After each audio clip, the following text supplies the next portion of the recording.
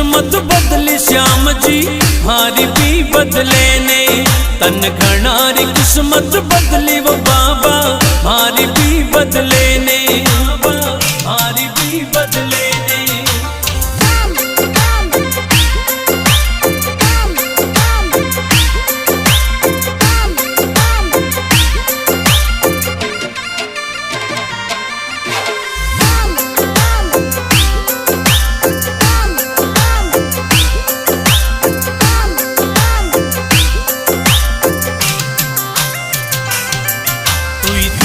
बाण को दारी खाटू